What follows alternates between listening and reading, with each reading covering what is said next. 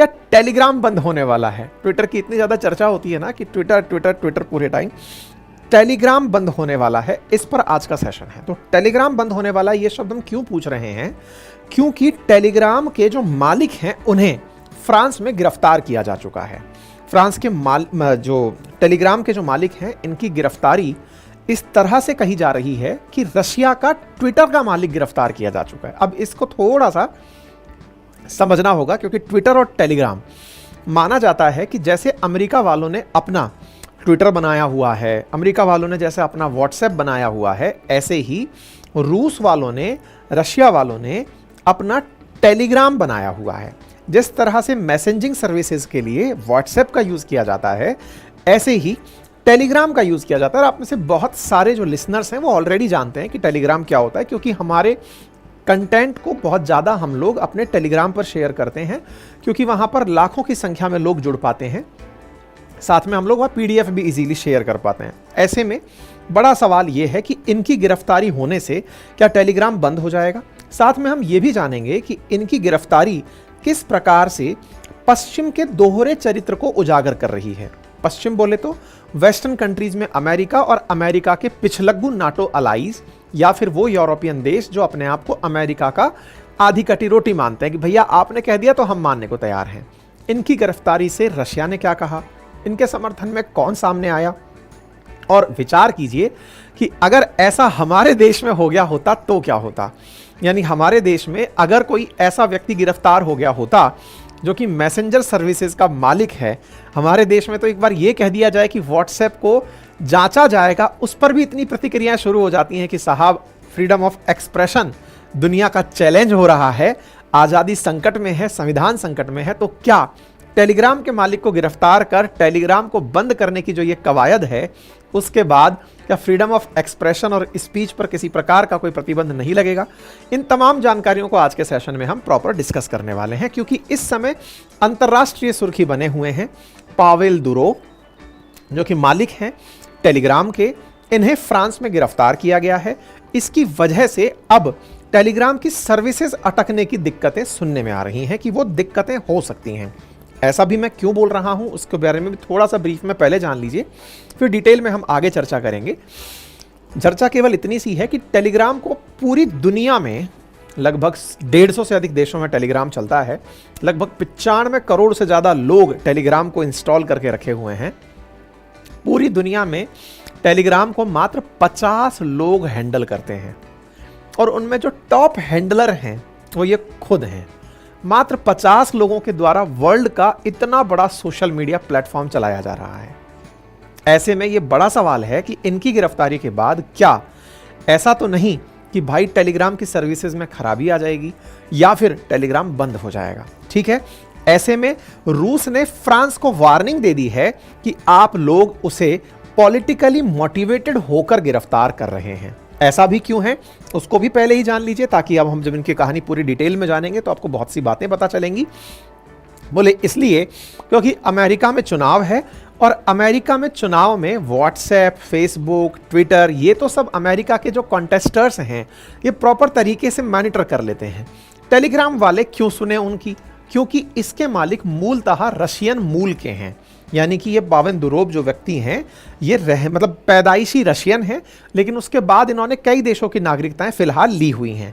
तो बोले आप लोग अपने यहाँ के चुनाव को प्रभावित होने से बचाने के लिए या अपने खिलाफ जो चल रहा होगा उसको दबाने के लिए आप टेलीग्राम को बैन करा रहे हैं। तो एक प्रकार से एक रिफ्ट रशिया वर्सेस अमेरिका की इस घटना के बाद उजागर होती है, फ्रांस में हुए इनकी गिरफ्तारी के बाद। पावेल दुरोव अपने आप में गजब की बात, मतलब इनके बारे में ऐसी ऐसी जानकारियां आप जानेंगे कि एक बार के लिए अचरज होने लगेगा कि आदमी भाई क्या है ये, क्यों बोल रहा हूं मैं इस बात को। एक एक करके सारी बातें सुनते चलिए। सैटरडे नाइट की बात है कि इन्हें पेरिस के ले बोर्गेट एयरपोर्ट पर गिरफ्तार किया गया। फ्रांसीसी मीडिया के अनुसार ये जानकारी बाहर निकल कर आई कि ये अपने पर्सनल प्लेन से फ्रांस पहुंचे थे। जैसे ही पहुंचे फ्रांसीसी अधिकारियों ने इन्हें गिरफ्तार कर लिया।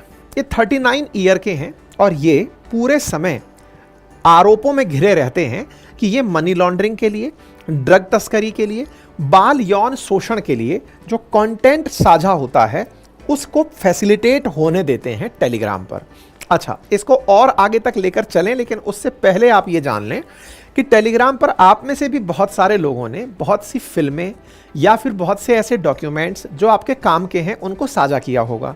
समटाइम्स आप में से बहुत से लोग इस बात के भी अवेयर होंगे कि दुनिया भर की जितनी भी फिल्में हैं, अगर आप उन्हें तलाशने निकलें तो आपको वो टेलीग्राम पर कहीं ना कहीं किसी ना किसी अकाउंट पर मिल जाएगी। और तो छोड़िए, आप किसी भी बड़े संस्थान का रिकॉर्डेड कोर्स तलाशने निकलें, वो आपको वह टेलीग्राम पर पड़ा मिल जाएगा। हम लोगों की बड़ी मुसीबत ये होती है कि हमारे कोर्सेज टेलीग्राम पर ही बिक रहे होते हैं, लोग रिकॉर्ड करके उन्हें वहां बेच रहे होते हैं। एक ऐसा नेक्सस पैरेलली चल रहा होता है टेलीग्राम पर, जिसका दुरुपयोग पर्टिकुलर प्रकार की एजेंसीज को चैलेंज करने के लिए किया जाता है। इस बात में किसी से भी कोई चीज़ छुपी नहीं है, लेकिन यही सब एलिगेशन तो व्हाट्सएप पर भी लगते हैं। भारत सरकार व्हाट्सएप से भी तो यही मांग रही थी कि आपने जो एन्क्रिप्शन लगाया हुआ है उसे हटाइए और हमें बताइए कि सेंडर कौन है जिसने ये मिसलीडिंग इंफॉर्मेशन फैलाई है। टेलीग्राम या व्हाट्सएप ये दोनों अपने आप के बारे में एक ही लाइन बोलते हैं कि सर हम यूजर्स का डेटा शेयर नहीं करते, यानी हम ये नहीं बताते कि असल में मैसेज का सेंडर कौन था, क्योंकि हम लोग एनक्रिप्शन पर काम करते हैं। एनक्रिप्शन बोले तो किसने क्या भेजा ये भेजने वाला जानता है या रिसीवर जानता है, लेकिन वो मल्टीपल टाइम अगर फॉरवर्ड है तो वो ओरिजिनल कंटेंट कहां से आ रहा था, मैसेज बीच में कोई नहीं पढ़ पाएगा। ऐसे में एक बड़ा सवाल ये बनकर आता है कि ये लोग अपने एनक्रिप्शन की वजह से क्या अपने प्लेटफॉर्म्स को, सरकारों को, सुरक्षा एजेंसीज को चैलेंज करने के लिए ही बनाते हैं? तो आंसर है जी हां। इनिशियली इसका निर्माण यानी टेलीग्राम का निर्माण रशियन खुफिया एजेंसीज को ही चैलेंज करने के लिए बनाया गया था। इनिशियली जब ये लोग ये खुद पढ़ते थे, पावेल दुरोव, उस समय की बात है। लेकिन धीरे धीरे लोगों को, और विशेष रूप से उन लोगों को जिन्हें अपने मैसेजेस शेयर करने होते हैं, आज भी बहुत सारे ऐसे मैसेजिंग ऐप चल रहे हैं जिनका उपयोग लोग अपने प्राइवेट मैसेजेस शेयर करने में करते हैं। कोई बात करनी है तो मैसेजेस का उपयोग करते हैं। व्हाट्सएप कॉल्स हो या सिग्नल के थ्रू कॉल करना हो, फेस टाइम के थ्रू कॉल करना हो, ताकि जांच एजेंसीज आप लोग क्या बातचीत कर रहे हैं, क्या जानकारी आप साझा कर रहे हैं, वो ना पकड़ पाएं। इसका मतलब तो देश के या दुनिया के अंदर जितनी भी चीजें ऐसी चल रही हैं उनका सदुपयोग के साथ साथ दुरुपयोग भी हो रहा है। लेकिन इस प्राइवेसी का लाभ देश को तोड़ने के लिए हो रहा है या निजता के लिए, असली लड़ाई यहीं लटकी हुई है। ऐसे में इनके बारे में पता चलता है कि ये अरबपति जो व्यवसायी हैं, ये काफी समय से यूरोप की यात्रा पर नहीं आ रहे थे, क्योंकि इनके खिलाफ आरोप लग रहे थे कि इनका ऐप आतंकवादियों द्वारा ड्रग तस्करी के लिए, धोखाधड़ी के लिए, मनी लॉन्ड्रिंग के लिए उपयोग में लिया जाता है। दोनों ही बातें हैं। लॉन्ड्रिंग के लिए भी उपयोग में हो रहा है, तो हम जैसे लोग जो अपने आरएनए की पीडीएफ डालते हैं उसके लिए भी टेलीग्राम का उपयोग कर रहे हैं। तो सकारात्मक उपयोग भी हो रहा है और नकारात्मक उपयोग भी हो रहा है। मीडिया का दावा है कि इनके ऊपर जो लगे हुए आरोप हैं, इनसे कम इन्हें 20 साल की सजा मिल सकती है। आप में से बहुत सारे ऐसे यूजर्स भी होंगे जिन्हें नहीं पता कि टेलीग्राम क्या है, तो उन्हें थोड़ा सा बेसिक इंट्रो दे देता हूं। दुनिया में वर्ष 2013 के अंदर एक मैसेजिंग ऐप आया, जस्ट लाइक व्हाट्सएप। लोगों के बीच में इसके थ्रू मैसेजेस भेजना शुरू हुआ। जुलाई 2024 तक इसके पास 95 करोड़ यूजर्स हो गए। हर साल की दर से ये बढ़ता चला गया। पिछले साल 2023 में ही 12.5% इंक्रीज हुआ इसके ऊपर मैसेजिंग सर्विसेज का, यानी कि लोग इसको बहुत तेजी से अपनाते चले गए। पिछले 4 साल में इसके जो एक्टिव यूजर्स हैं उनकी संख्या डबल हो गई। आप यहां पर एक्टिव यूजर्स की संख्या देख सकते हैं किस तरह साल दर साल ये बढ़ते हुए अब 90 करोड़ के आंकड़े को भी पार कर चुका है।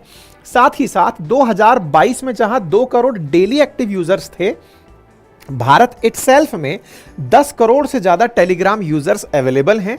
175 से अधिक देशों में टेलीग्राम यूज किया जाता है और टेलीग्राम पर 40 लाख यूजर ऐसे हैं जो पैसे देकर इनकी प्रीमियम सर्विसेज का लाभ लेते हैं। अब इसका मतलब यह है कि यह दुनिया भर में बहुत ज्यादा यूज किया जाने वाला सोशल मीडिया प्लेटफॉर्म है जिसके थ्रू मैसेजिंग सर्विसेज की जाती हैं। टेलीग्राम की शुरुआत के बारे में बताते हैं कि इसकी शुरुआत एक तरह से पावेल के द्वारा की गई थी एनक्रिप्टेड मैसेजिंग सिस्टम के लिए, कि भाई इसके माध्यम से वो रूसी सुरक्षा एजेंसीज की जासूसी से बच जाएंगे और बातचीत करते चले जाएंगे। ऐसा करते हुए टेलीग्राम 14 अगस्त 2013 को एंड्रॉयड और iOS के लिए बनाकर लॉन्च कर दिया गया। इसका फंड और इंफ्रास्ट्रक्चर पावेल मैनेज कर रहे थे और इनके जो भाई हैं निकोलाई वो इसकी कोडिंग लिख रहे थे। शुरुआती 1 महीने के अंदर अंदर ही इनके 1 लाख डेली एक्टिव यूजर्स हो गए।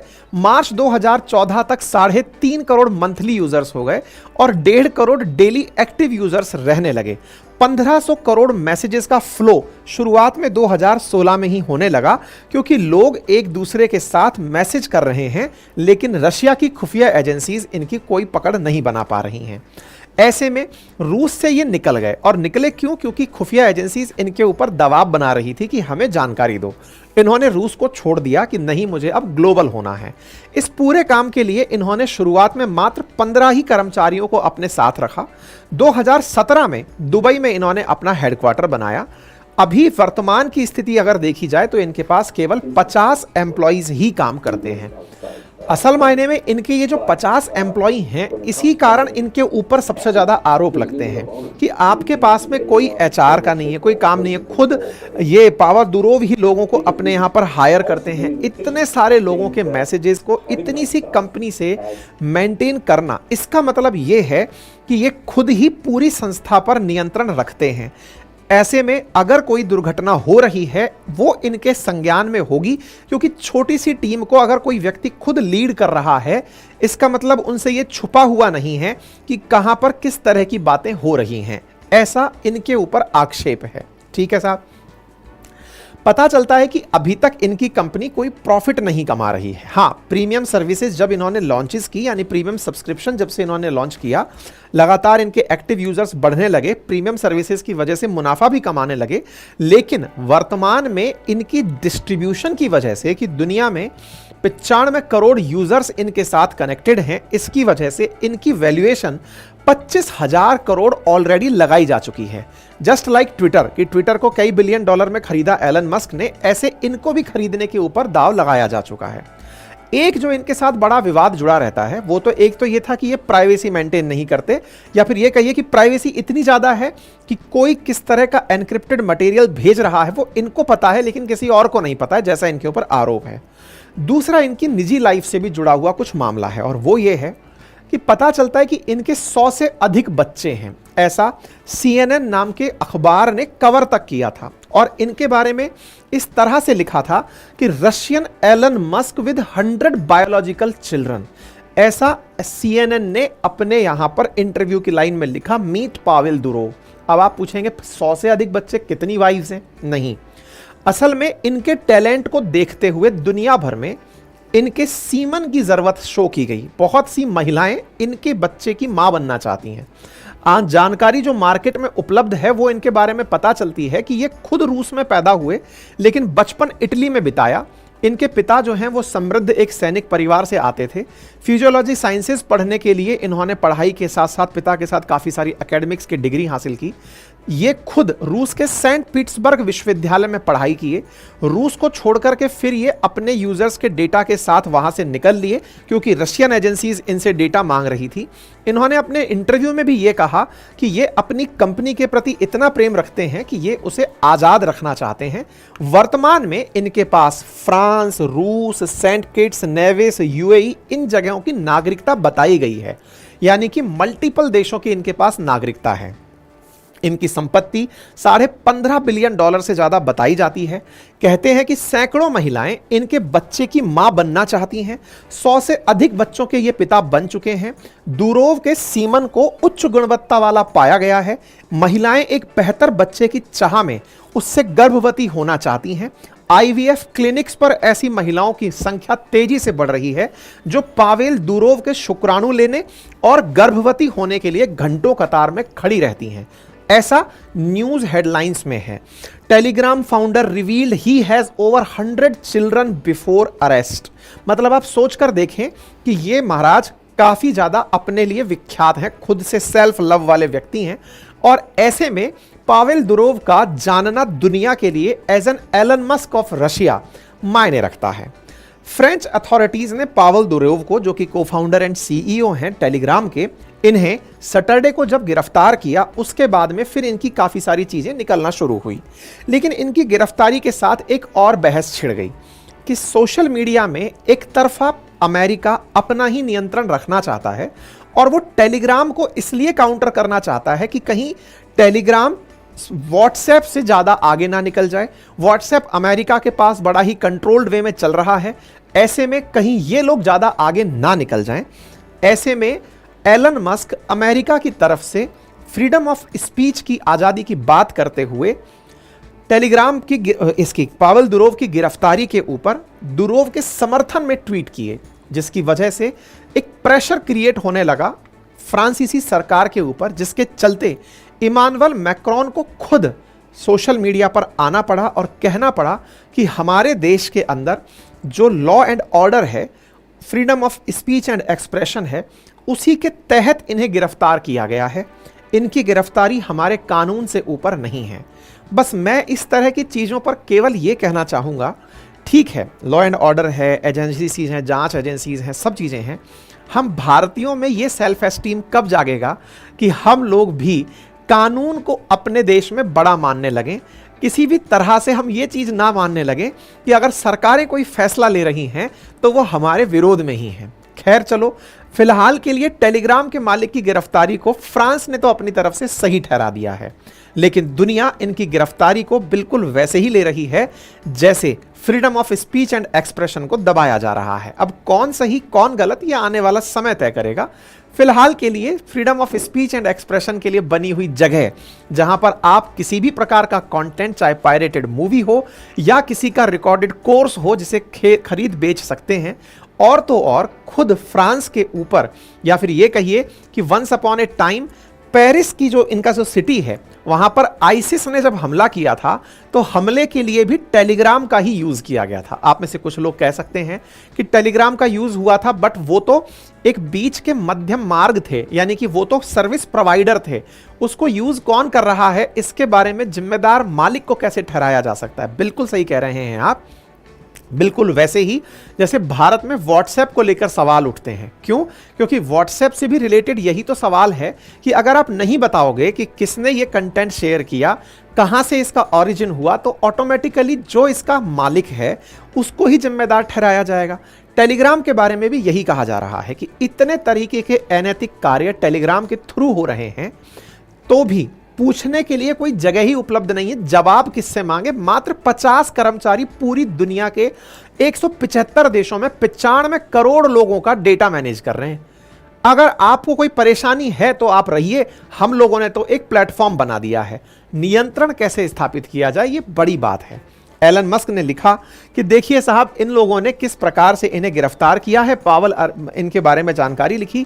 टेलीग्राम ने भी अपनी तरफ से बात लिखी और कहा कि पावेल दुरोव का इस बात से कोई लेना देना नहीं है, वो प्रॉपर तरीके से यूरोप आते जाते रहते हैं। उनको गिरफ्तार करना ये गलत बात है। हमने किसी भी प्रकार का कुछ अब्यूज नहीं किया है।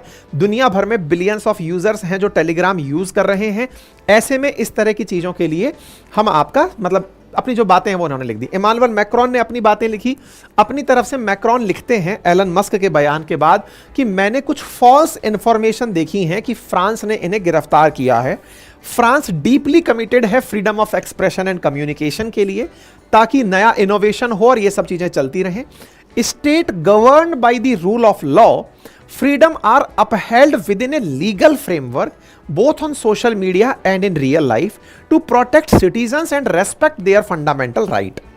अब कौन सही, किस तरफ के लोग सही, ये फैसला आप और हम करते रहेंगे, लेकिन फाइनली बात यह है कि ये कह रहे हैं कि हमने कानूनों के तहत उन्हें गिरफ्तार किया है, और रशिया आरोप लगा रहा है कि आपको अपने पापा का आदेश मानना था, उनके चुनावों को बचाना था, आपने इसलिए इन्हें गिरफ्तार किया है। हालांकि आपको याद हो तो बाइडेन और ट्रंप पहले भी इस बारे में चर्चा कर चुके हैं कि रूस उनके चुनावों को प्रभावित करता है।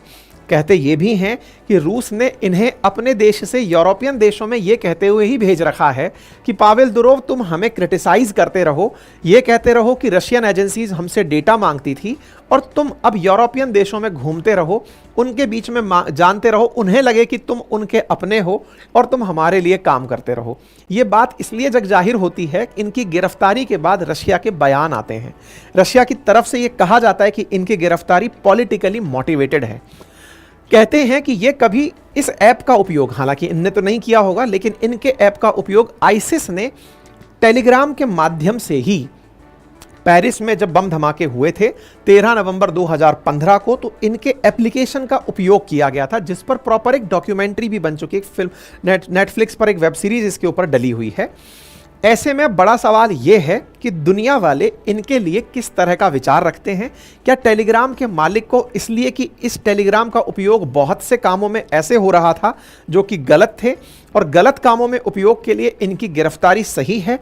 और अगर ऐसा है तो ये तो लंबे समय से इस एप्लीकेशन का उपयोग हो रहा है, और अगर ध्यान से देखें तो बहुत से व्हाट्सएप पर भी ऐसे चैनल्स बने हुए हैं, व्हाट्सएप पर भी बहुत सी जानकारियां ऐसी साझा हो रही हैं कि कोई भी सरकारें अगर चाहें तो जकरबर्ग को ही गिरफ्तार कर लें, ये कहते हुए कि व्हाट्सएप पर कितनी सारी तस्वीरें साझा हो रही हैं, कितने सारे बच्चों की तस्वीरें साझा हो रही हैं, कितना ऑफेंसिव मटेरियल साझा हो रहा है।